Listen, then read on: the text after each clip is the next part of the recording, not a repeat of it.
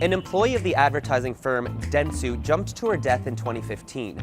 The cause was said to have been depression caused by overwork. The firm was fined for violating labor standards because she was reportedly forced to work more than 100 hours of overtime per month. Working long hours is a way of life in Japan, so much so that some occasionally die from it. Karoshi is a term that means death by overwork. So why are people working so hard, and can it be fixed? Japan has some of the longest working hours in the world. Nearly a quarter of Japanese companies have their employees work more than 80 hours of overtime per month. Those extra hours are often unpaid. Today, Japan's corporate culture is driven by the so-called salary man. Not only does he work long hours in the office, but it's also assumed he'll participate in after-work activities too, like drinking with colleagues. In 2017, one survey found that despite being entitled to 20 days off per year, Japanese workers left 10 of those days unused, topping every other country in the survey. You don't have to be in the confines of corporate walls to feel the impact of its work culture. It's 3 a.m. Thursday morning right now in Tokyo. I'm in the area of Ginza. Every few minutes I see a man wearing a suit, holding a briefcase. The nation's work ethic dates back to what's referred to as Japan's economic miracle, which was its dramatic economic growth beginning in the 1950s, which propelled it to become the world's second largest economy. Inside Japan's corporations, the culture emphasizes the success of a company as a whole to be more important than any single individual, which might explain why one study found that 63% of Japanese felt guilty for taking paid leave. But perhaps more concerning is this: long work hours don't necessarily mean high productivity. In fact, Japan has the lowest productivity amongst the G7 nations. Earlier I mentioned the term karoshi. It means death by overwork. It's legally recognized by the government and usually is marked by a heart attack, stroke, or suicide due to stress.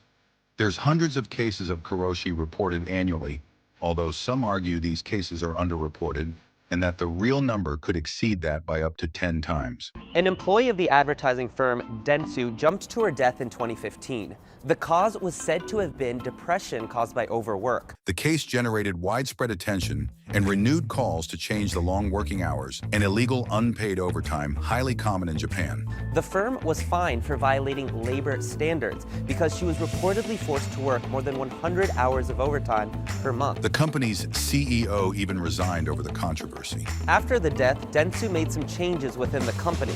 One of them, the lights in the office now turn off at 10 p.m. every night in an effort to force employees to leave.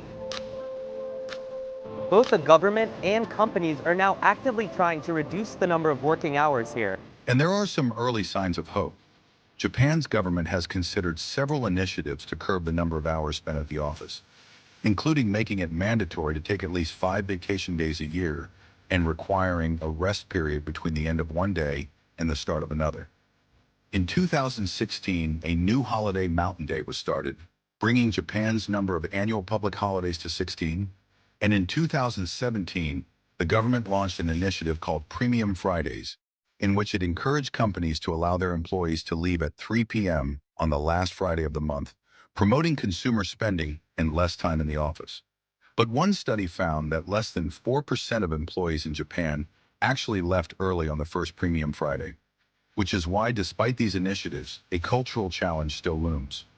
Since Japan's culture emphasizes the group over the individual, well, no one wants to be the first one to leave the office. And there's another reason that there's pressure on people to work hard. Japan's economy is in danger. And in order to maintain its massive size, Japan needs to put in the hours. Japan lost its spot as the world's second largest economy to China in 2011, a title that it had previously held for 42 years. Japan is dealing with a labor crisis. Its population is aging fast and its birth rate is in decline. That means its total population is going down.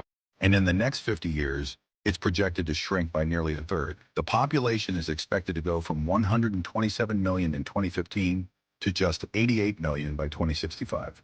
There's 2 likely ways the nation can compensate for the labor shortage: immigrants or robots. Japan has always been less inclined to accept immigrants. In fact, its percentage of foreign workers is tiny compared to other nations of large economies. So without more immigrants, it's looking to robotics to fill in the gap. Its robotics industry has spanned from hospitality to manufacturing, and now even reaching farms by creating robots that milk cows. But whether technology could open the door for a better work-life balance for Japan's workforce still remains to be seen.